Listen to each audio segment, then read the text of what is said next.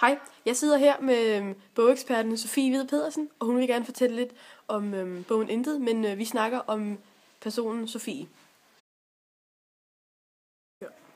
Ja, Sofie og hendes forældre, de bor i udkanten af Terring.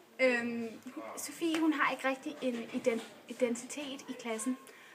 Hun føler sig en lille smule udenfor, netop fordi hun ikke bor på det rigtige sted.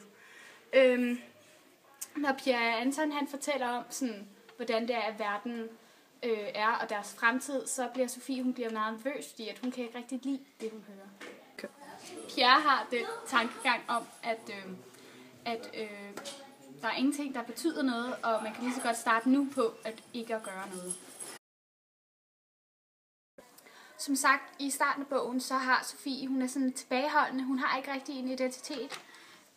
Men efterhånden så bliver hun sådan sygeligt besat af tanken om, at der må findes noget af betydning. Hun kan ikke tro på det, som Pierre Anton siger. Og det passer perfekt med bogens tema, netop at gå fra børn til voksne. Så Sofie, hun er også den første i klassen til at afgive noget af personlig betydning. Og den kan hun aldrig få tilbage igen. Og det er også på grund af Sofie, at Jan Johan han skal afgive hans finger. Og igennem bogen så bliver hun fuldstændig kold og kynisk over for, hvad der sker. Hun skærer personligt hans finger op, og hun uden medfølelse eller noget som helst.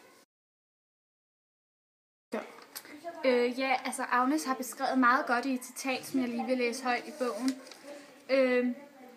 Hun ville ikke fortælle mig noget. Hun ville bare rundt os ud, som om hun havde opdaget en hemmelighed, som var ganske vist aldeles forfærdelig. Men trods alt havde det givet hende nøglen til noget af stor betydning. Stor betydning, større betydning, størst betydning. Det står på side 61 i bogen.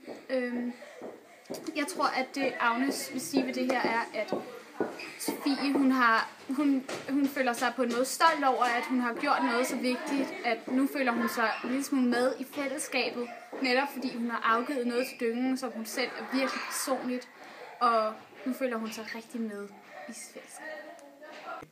Okay. Sofie er den sidste i klassen, der nægter at give op. Selv efter at politiet og familien og hele verden havde fundet ud af, hvad det var, at de unge havde haft gang i, så Sofie hun holdt fast i, at der måtte være noget betydning. Vi andre havde stille givet op, men alligevel var det ikke nok til at holde ud, hvis også Sofie gav op. Og det var, hvad der var ved at ske, troede jeg. Men Sofie gav ikke op. Sofie mistede forstanden. Og der er Sofie, hun bliver simpelthen besat af tanken om, at der må være noget af betydning her i livet. Og derfor så mister Sofie forstanden.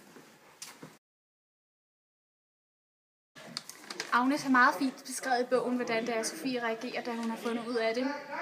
Sofie går amok, slår hovedet imod stolper og sparker savsmuld på dyngen af betydning.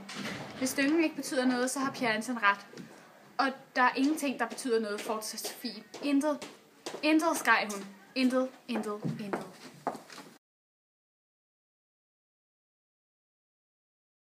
Sofie, hun ender på en institution, som beskytter folk mod dem selv.